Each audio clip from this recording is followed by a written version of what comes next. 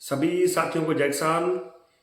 साथियों, आज 28 दिसंबर है और दिन है वीरवार। जैसा कि रोज अपने इस समय फसल भाव के ऊपर साथी चर्चा करते हैं, आज भी चर्चा करेंगे साथियों। हालांकि आज कोई बहुत बड़ा जो फेरबदल है वो नहीं रहा है सरसों के अंदर, लेकिन बड़ी खबर उड़द और अरहर की दाल के ऊपर साथियों आई है भारत सरकार की तरफ से। चर्चा उसके ऊपर करेंगे और उसका कितना फर्क रहेगा, उसका कितना प्रभाव पड़ेगा मूंग के ऊपर और चना के ऊपर। चर्चा साथियों इसके ऊपर भी जो है जरूर करेंगे। चर्चा सरसों के ऊपर करेंगे, चर्चा गवार और थोड़ी बहुत चर्चा करेंगे साथियों कॉटन के ऊपर। तो सबसे पहली चर्चा ही कॉटन की करते हैं साथियों। कॉटन के अंदर आज कोई बहुत बड़ी तेजी नहीं, कोई बहुत बड़ी मंदी नहीं। कॉटन के भाव जो है लगभग स्टेबल थे। कुछ एक मंडियों के अंदर जो नीचे के भाव थे वो भाव थोड़ा सा अब ऊपर आने लगे हैं। ऊपर के भाव जो है वो वहीं स्टेबल रहे हैं।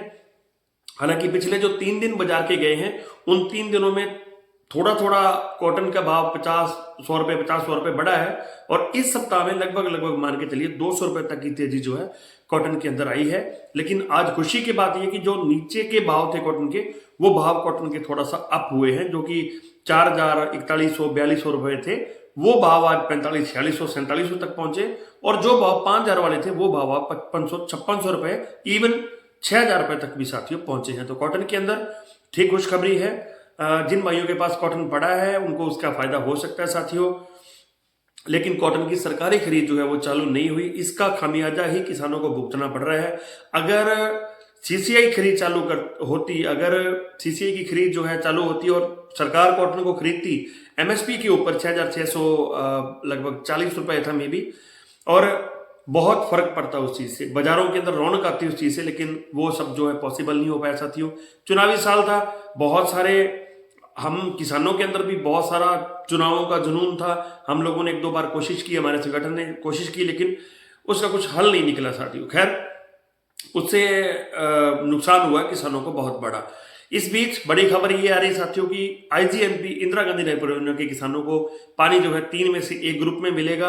हालांकि आज हम लोगों ने भी इकट्ठे होकर ज्ञापन दिया है, कल हमारे साथियों ने गढ़साना, आज शायद अनूपगढ़ में भी, और मैं भी कल सूरतगढ़ में भी ज्ञापन देंगे। लेकिन साथियों पानी इतना होने के बावजूद भी किसानों को जो है पानी नहीं देना, ये बहुत एक बड़े दुर्भाग्यपूर्ण बात है। और 3 में से एक ग्रुप का रेगुलेशन जारी करना सच में बहुत ज्यादा चिंता करने का विषय साथियों। खैर, बात करेंगे साथियों आज ग्वार के भाव की। तो ग्वार के भाव लगभग स्टेबल, सभी मंडियां कल के भाव के ऊपर स्टेबल, कोई 10-20 रुपए का खेला है।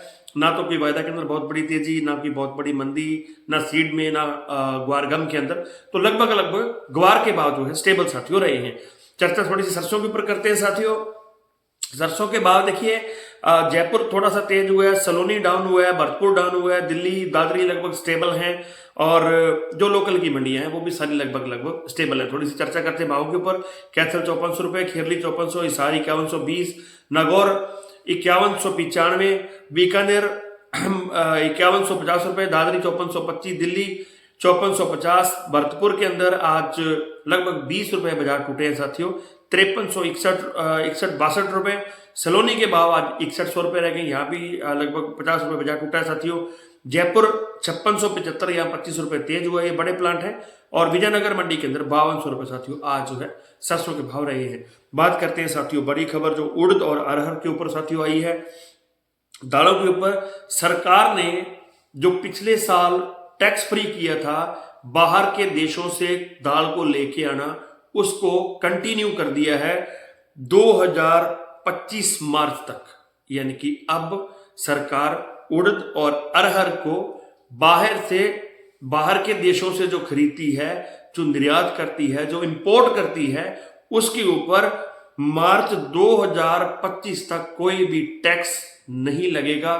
इस खबर के ऊपर मैं जोर इसलिए दे रहा हूं, इस खबर से मूंग के भाव और चने के भाव भी जुड़े हुए हैं, उसके ऊपर भी इसका बिल्कुल असर पड़ेगा। तो एक अच्छी खबर नहीं है किसानों के लिए। सरकार का इस तरह से हर एक चीज के ऊपर से जो बाहर से आने वाली है उसके ऊपर से टैक्स हटाना कोई अच्छी बात नहीं है। खैर, सरकार है, उनका अपना सिस्टम है, उनको अपने हिसाब से चलना है। लोकसभा चुनाव भी है साथियों। खैर, चर्चा करेंगे साथियों कल इसी समय फसल भाव के ऊपर। तब तक के लिए किसान एकता जिंदाबाद।